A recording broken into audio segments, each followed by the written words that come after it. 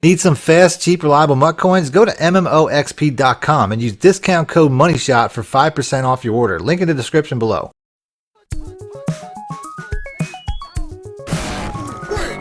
Welcome back, YouTubers and Madden fans. This is Madden Money Shot, sniffing out the Madden cheese as always. We got some snowball fight gameplay for you today.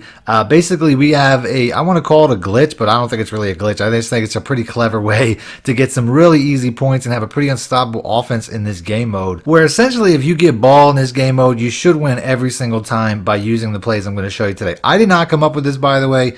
Somebody ran this against me. I don't remember if I won or lost the game, but ultimately I was like, that's a really good idea. I got to share that with my people. So one of two things are going to happen. Either EA is going to fix this, or you guys are going to see this run rampant, because I saw it once or twice already, and I only played like 20-30 games. So ultimately on defense, I'm starting with the ball, and I'm going to show you the defense I've been using. I've been using the DB Sting 2 Buzz quite a bit.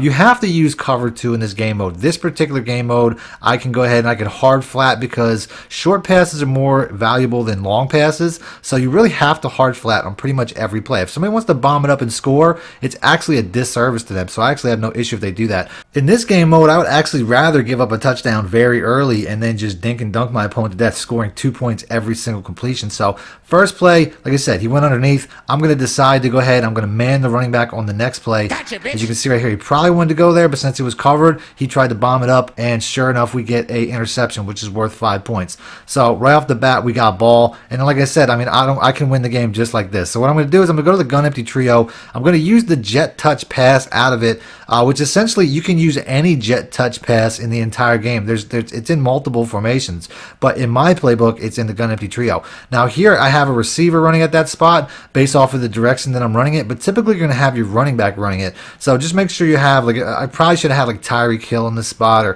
whoever my best, most athletic receiver is should definitely be in this spot right here. I mean, it doesn't even matter. You can see I get 2 points just by running this play. It's essentially a toss or a sweep play, and I'm going to get 2 points every time. Now you can't get too cute, because you're going to see people like this. He's already figured it out. He's shifting, he's run committing, and he's going to shut it down. So there is a counter to that, which I'll get to here in a minute. But ultimately, you know, you have to have a little bit of a backup plan for that. So I'll show you that when I'm talking about in a second. But we're going to go with our Saints fork on the very next play. This is a very easy play to run. If somebody's running cover 3, all you have to do is streak the tight end, streak the Y route. Obviously, he's in a cover 3 when he shifts. Streak the Y route, and you pretty much got the RB route against any cover 3. If it's a cover 2, you pretty much run it as is. So what I'm going to do is do that. Like I said, he has to follow that tight end. He can't let that tight end go, because it'll beat him up the seam, and then the RB route gets me the first down. So that was the play that I was originally running before I started running this particular play. But like I said, the backup plan is the double pivot. So he's going to run commit when he sees his formation pretty much every time.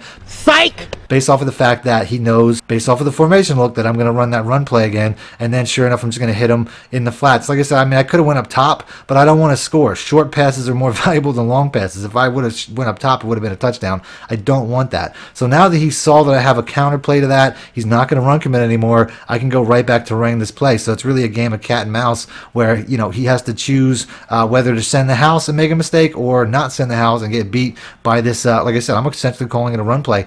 So there you go. We're up 12, 13 points. I get a little bit too cute though, because I was going to use this for the video purposes in the first place. So I start looking at other plays that I can use as that counter, but ultimately I would really only use those 2 plays. So I try to add a couple audibles just to kind of expand this theory, and then ultimately I make the mistake of throwing an interception. That's okay, because it gives me an opportunity to show you the full defensive scheme. I pretty much showed you the blitz that I was running out of the big dime cover 2, but there's multiple ways to run it, because just like the offensive scheme that I showed you, on the defensive side, there's a couple different ways you can run this play to catch your opponent. So right here, all I'm really going to do is I'm going to keep running this blitz. This guy, like most opponents, is going to decide that if you throw it out quick, the defense can't get back because they're all at the line, and he's going to start dinking and dunking me, which is fine, because like I said, there's multiple ways to do this. You can see the blitz can really get in there fast enough. They can still cause problems. You can see right there, we get a batted pass. I actually get a point for that.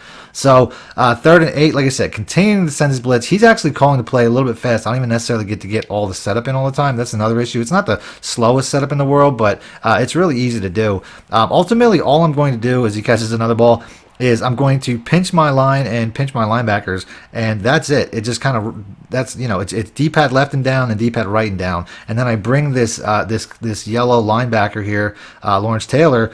There, I didn't even get to get the whole thing in, like I was saying, but I typically bring Lawrence Taylor the hook zone in over the center and the guard, which I'll do in this play. But like I said, there's two ways to run this. So since he's been beating me up over the middle, all I'm going to do is basically send all my linebackers black. Just zone all linebackers, and now you have an opportunity to get a pick. There's nothing that he can really throw to over the middle. On this next play, he's going to force it outside, gotcha, and he's going to get picked off once again. So like I said, two ways to run that play. Easy to trick your opponent one way or the other, and we're getting a quit as we're heading to the next game. So next game, like I said, we're going to do that exact same series of plays, offense and defense, one more time, as well as a couple more defensive plays. I ultimately had planned to there was another glitch that I found in this where it actually, if you have a way of getting your special teams back, but it didn't work the second time. I'll show you what I'm talking about here later in this gameplay, but ultimately here, I'm going to go ahead, I'm going to keep hitting with that same DB2 blitz, which, there he had to throw off his back foot just to get it out. Ultimately, like I said, I mean, I just want to send pressure. If I can, I just don't think that sitting back at any point in time is good in this game. So here we're saying that blitz once again. We get pretty quick heat. I almost get the pick. I almost actually drop into the zone, but I was using the defensive tackle because I didn't get over to my linebacker quick enough, or I would have had an interception. But you can see people figure it out. You got to get the ball out fast. So next play, we're going right back to one of my base defenses that I put out not too long ago. Still one of my favorite defenses. We're going to use the defensive end, and we're going to get the pressure to make this dude, he's just running for his life. Like I said, there's really good coverage. Cover 2 is the way to go in pretty much every game mode that you're going to play in this particular game. So here we are in 3rd and 22. I'm going to go ahead. I'm just going to send them an all-out blitz. We're just going to send the exact same defense, although we're sending the DB sting. We're just going to send the house because if he completes a pass, I'm not too worried about it. It won't be that much of a gain. He won't be able to get 22 yards at the rate that this pressure is going to come in. So we're just going to bring this guy into a QB contain, and that's it. It's a really simple setup. I typically would like to get both corners in, but it doesn't matter.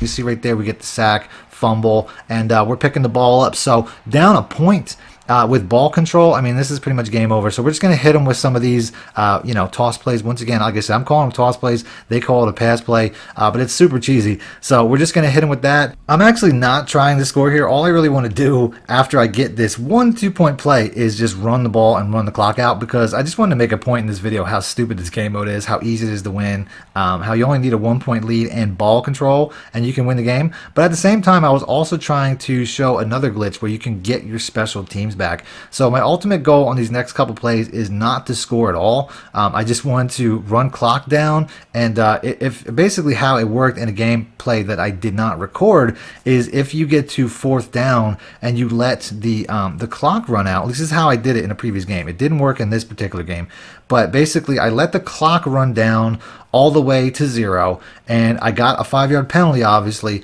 And then when it went back to the play call screen, the coaching was suggesting, the coaching suggestion was a field goal. So it actually brought back the special teams. Like I said, I tried to do it here. It didn't work on camera, so I don't know if it happened just that one time. I don't know what happened, but you can see right here, 4th and 5, I get the penalty, and when I went back here, it was suggesting field goal kicks. So here, it's not there this time. I don't know what I did differently, but if you guys know, let me know in the comment section. It was definitely unique.